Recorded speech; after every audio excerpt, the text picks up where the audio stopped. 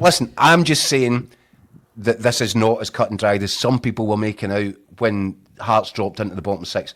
It was made out that, oh, well, it doesn't really matter now. Oh, that's just five dead games that the Hearts have got. No. If they started with defeat at home to Dundee, they were going to be facing real trouble. They've panicked. The Hearts board know it. They've panicked and they've sacked Critchley. And now they've got Liam Fox in charge. And now the question is, if you have panicked because you don't think Critchley is the man quite clearly to get your result at Ross County, you fear if you stick with Critchley you're losing at Ross County, I'm not sure the Hearts board are doing their job properly by throwing an interim guy at this.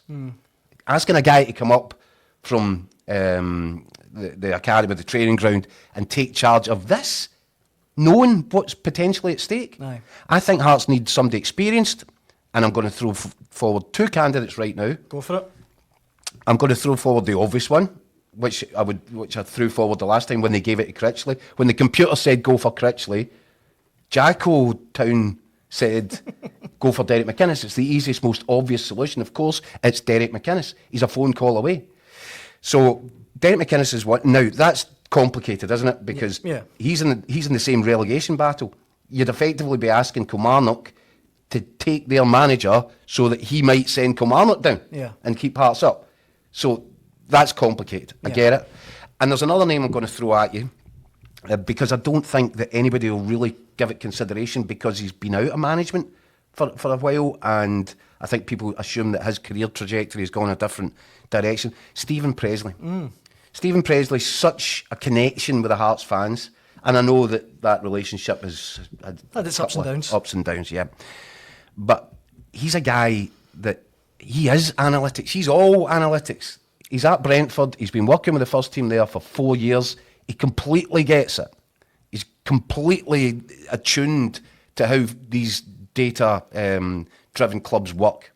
So there's an interesting fit there. And I happen to believe, and you just need to trust me on this, I think he's got an itch that he wants to scratch in terms of getting back into the dugout, into the front line. And I can only imagine that Hearts is the one club that he would want to be more than any place else. And I think strongly that if Hearts were to pick up the phone to Stephen Pressley, he'd be up the road in a minute, and he'd be up the road in time for to take the team to Dingwall this weekend. And he could be the big personality, gives him the lift for that 4 games, you'd have thought. He's actually got a career of doing that. He was the firefighter. I think it was Pathos. He went there. They were just about getting relegated. He kept them up. He did the same with Fleetwood when they were on the brink of relegation. He kept them up. Listen, it's worth a phone call. Swanee, what do you think? Either of those names pique your interest? Yeah, I think getting Derek McInnes out of Kilmarnock at this stage would be a very difficult and impossible one to get past Billy Bowie, I would have thought. Stephen They Pressley, play each other in the last game, Swanee. I was fascinated with what Keith said about the games. Listen, you caught me on the hop here a wee bit. I had done my research on it, but did a similar thing not happen when Hibs went down? Yes. Well, Hibs they dropped like a stone. Yeah, the last 5-6 games, nobody even really thought that relegation was going to be dead games, and then all of a sudden, whoa, in the playoff, all of a sudden Hamilton beat them. I was sure the similar thing happened. So you're right. Incredibly similar, Swanee. Incredibly similar. Yeah, it was. Yeah. So listen, they have to watch out, and you know what it's like. And we've all seen it a million times when the downward spiral starts, and it's strange because the fans weren't happy anyway. But there felt like a bit of connection at Hampden last weekend. Even though Aberdeen beat them in the semi-final, you felt like what Hearts put into the game. They played so well with 10 men defensively and organisationally. They played well. The fans seem to be with them.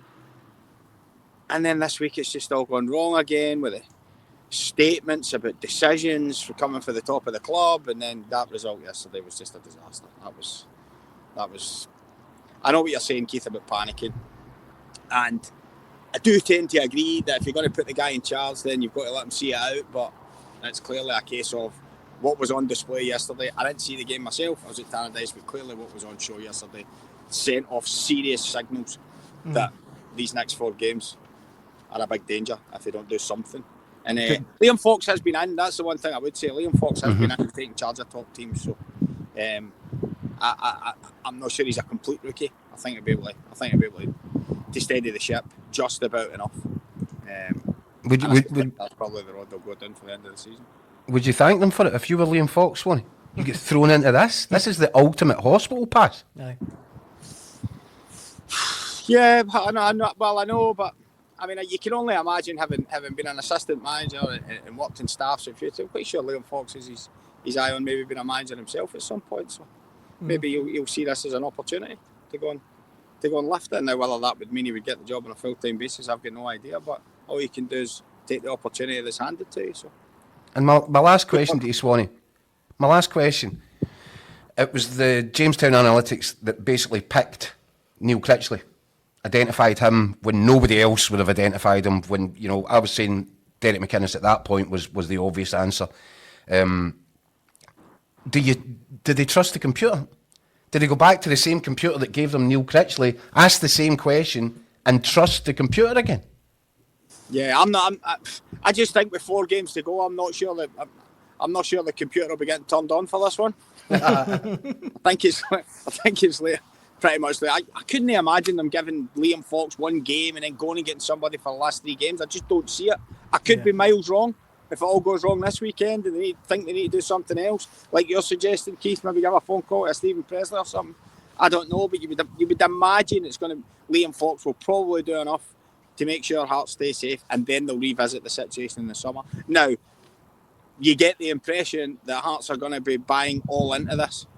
So the computer better sort itself out, because the first effort was a bit of a buffering job, I think.